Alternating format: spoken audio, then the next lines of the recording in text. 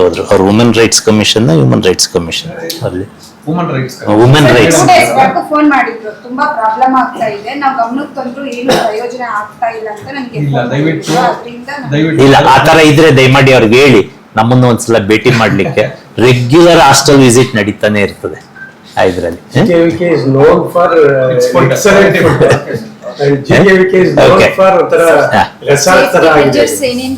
ಯಾವ್ದಕ್ಕೆ ಮೇಡಮ್? ಕೃಷಿ ಮೇಳಕ್ಕೆ ಬರೋರು ಜಾಸ್ತಿ ಜನ ಬರ್ತಾರೆ. ಮೇಡಮ್ ಈಗ ಒಂದು CC ಕ್ಯಾಮ್ರಾಗಳಿದೆ ಆ ಜಾಗದಲ್ಲೆಲ್ಲ. CC ಕ್ಯಾಮ್ರಾದ ಕಣ್ಗಾವಲಲ್ಲಿ ನಡೀತದೆ ಕೃಷಿ ಮೇಳ. ಆಮೇಲೆ ನಮ್ಮ ಪೊಲೀಸ್ ಇಲಾಖೆ ಜೊತೆ ಸಂಪೂರ್ಣವಾಗಿ ನಾವು ಈಗಾಗಲೇ ಅವ್ರ ಜೊತೆ ಇದ್ದೀವಿ. ಅದರಲ್ಲಿ ಲಾ ಅಂಡ್ ಆರ್ಡರ್ನವರು ಇದ್ದಾರೆ, ಕಾನೂನು ಸುವ್ಯವಸ್ಥೆನವರು ಪ್ಲಸ್ ಸಂಚಾರಿ ವಿಭಾಗದವರು ನಮ್ಮ ಜೊತೆ ಇದ್ದಾರೆ. ಮೊನ್ನೆ ಎಲ್ಲಾರನ್ನೂ ಅವ್ರನ್ನ ಕರೆದು ಮಾತಾಡಿ ಅವ್ರ ಜೊತೆ ಮೀಟಿಂಗ್ ಮಾಡಿ ಅವ್ರಿಗೆಲ್ಲ ಪತ್ರಗಳನ್ನ ಕೊಟ್ಟಿದ್ದೀವಿ. ಆಮೇಲೆ ಫೈರ್ ಬ್ರಿಗೇಡ್ನವರು ಇಲ್ಲಿ ಇರ್ತಾರೆ, ಪ್ಲಸ್ ನಮ್ಮ ಯೂನಿವರ್ಸಿಟಿ ಸೆಕ್ಯೂರಿಟಿನೂ ಇರ್ತದೆ. ಸೊ ಹಾಗಾಗಿ ಪ್ರತಿ ಬಾರಿನೂ ನಡೆದಾಗ ಇದುವರೆಗೂ ಯಾವುದೇ ರೀತಿಯ ತರ ಘಟನೆಗಳು ಆಗಿರಲ್ಲ. But still we have taken all precautionary measures. VIP ಗಳ ಮೂವ್ಮೆಂಟ್, ಆಮೇಲೆ ಟ್ರಾಫಿಕ್ ನ ಇದ್ ಮಾಡ್ಲಿಕ್ಕೆ 120 ಜನ ವಾಲಂಟಿಯರ್ಸ್ ನ ತಗೊಂಡಿದೀವಿ ನಾವು.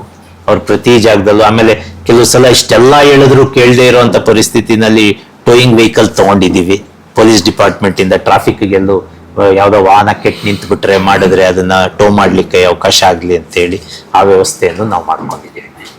ಸರ್, ಈಗ ಹೊಸದಾಗಿ 4 ತಳಿ ಬಿಡುಗಡೆ ಮಾಡ್ತಿದ್ದಾರೆ. ಇದೇ ರೀತಿ ಹೊಸ ತಳಿ ಬಿಡುಗಡೆ ಮಾಡೋದಕ್ಕೆ ಕೃಷಿ ಇಲಾಖೆ ಜೊತೆ ಒಂದು MOU ಮಾಡ್ಕೊಂಡು ಅದನ್ನು ಪೂರ್ತಿಯಾಗಿದೆ ಹೇಗೆ? ಕೃಷಿ ಇಲಾಖೆ ಇಲ್ಲ, ಇದು ಏನಂದ್ರೆ ಈ ನ್ಯಾಷನಲ್ ಸೀಡ್ ಕಮಿಟಿ ಅಂತ ಇರ್ತದೆ. ಅವರ ಅಪ್ರೂವಲ್ ಸಿಕ್ಕಿದ ಮೇಲೆ ನಾವು ಇದನ್ನ ಬಿಡುಗಡೆ ಮಾಡ್ಲಿಕ್ಕಾಗದು. ಸೊ ಹಾಗಾಗಿ ಬಟ್ ಆದ್ರೆ ಅದು ಅಲ್ಲಿಂದ ಅಪ್ರೂವಲ್ ಬಂದಿದ್ದನ್ನ ನೀವು ಹೇಳಿದ್ದೀಗ ಗೊತ್ತಾಯ್ತು ನನಗೆ. ಕೃಷಿ ಇಲಾಖೆನವ್ರ ಜೊತೆ ಒಡಂಬಡಿಕೆ ಅಂದ್ರೆ ಅವರು ಈ ಸಬ್ಸಿಡಿ ಮೂಲಕ ರೈತರಿಗೆ ಬೀಜಗಳನ್ನ ತಲುಪಿಸುವಂತ ವ್ಯವಸ್ಥೆ ಕೃಷಿ ಇಲಾಖೆನವ್ರು ಮಾಡ್ತಾರೆ. ನಂದು ಒಂದು ಸಲ ಆ ಸೀಡ್ ನೋಟಿಫೈ ಆದ್ರೆ ಆ ಸೀಡನ್ನ ನಾನು ಅವರಿಗೆ ಕೊಟ್ಟಾಗ ಅದು ಆ ಸಬ್ಸಿಡಿ ಚೈನ್ ಒಳಗೆ ಬರುತ್ತೆ. ಆ ರೀತಿ ಆದಂಥದ್ದು ಇದು ಯಾವುದೇ ನಾವು ಬಿಡುಗಡೆ ಮಾಡಿದ್ರು ಅದನ್ನ ನಾವು ಕೃಷಿ ಇಲಾಖೆನವರ ಸಬ್ಸಿಡಿ ಚೈನ್ಗೆ ಸೇರಿಸುವಂತ ಕೆಲಸ ಮಾಡೇ ಮಾಡ್ತೀವಿ. ಅವಾಗ ರೈತರಿಗೆ ಏನಾಗುತ್ತೆ, ಸಬ್ಸಿಡಿ ಮೂಲಕ ರೈತ ಸಂಪರ್ಕ ಕೇಂದ್ರಗಳಲ್ಲಿ ಅದು ಬಿತ್ತನೆ ಬೀಜದ ಲಭ್ಯತೆ ಇರುತ್ತೆ. State variety release committee approve ಆಯ್ತು ಅಂತಂದ್ರೆ ಹಿಂಡ್ಲು ಕಡೆಯಿಂದ ಬರೋ ರೋಡ್ 1 ಕಿಲೋಮೀಟರ್ ಟಾರ್ ಹಾಕ್ಸ್ಬಿಟ್ಟು ಬಹಳ ಅನುಕೂಲ ಆಗುತ್ತೆ. 1 ಕಿಲೋಮೀಟರ್ ಮಾಡ್ಸೋಣ ಸರ್, ಮಾಡ್ಸೋಣ ಮೇಡಮ್. ಇದು ಕಂಪ್ಲೀಟ್ ಲೈವ್ ಸ್ಟ್ರೀಮಿಂಗ್ ಆಗುತ್ತೆ. 4 ದಿನದ ಕೃಷಿ ಮೇಳ ಲೈವ್ ಸ್ಟ್ರೀಮಿಂಗ್ ಅಲ್ಲಿ ಇರುತ್ತೆ.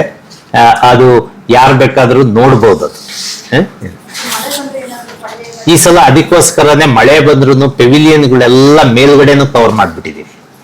ಈಗ ಪೆವಿಲಿಯನ್ಗಳೊಳಗೆ ಓಡಾಡಬೇಕಾದ್ರೆ ಕೆಸರಾಗ್ತಾ ಇತ್ತು, ಈಗ ಹಂಗಾಗಿ 100% ವಾಟರ್ ಪ್ರೂಫ್ ಆಗಿದೆ. ಅಲ್ಲಿ ಆ ಪೆವಿಲಿಯನ್ ಅದೇ ರೀತಿ ಮಾಡಿ ನೀವು ಹೋದಾಗ ಈಗ ನೋಡ್ಬೋದು. ಸ್ವಲ್ಪ ಈ ಓಡಾಡೋ ಜಾಗಗಳು ಅಲ್ಲಿ ಇಲ್ಲಿ ಏನಾದ್ರು, ಬಟ್ ಮಳೆ ನಾವು ಈಗಾಗಲೇ ವೆದರ್ ಫೋರ್ಕಾಸ್ಟ್ ನೋಡಿದೀವಿ. ನಾಳೆ ಇವತ್ತಿಂದ ಶನಿವಾರದವರೆಗೂ ಅಲ್ಪ ಪ್ರಮಾಣದಲ್ಲಿ ಅಂದ್ರೆ ಮ್ಯಾಕ್ಸಿಮಮ್ 10 mm, ಮಿನಿಮಮ್ 2 mm ಮಳೆ ಆಗುವಂತ ಚಾನ್ಸಸ್ ಇದೆ.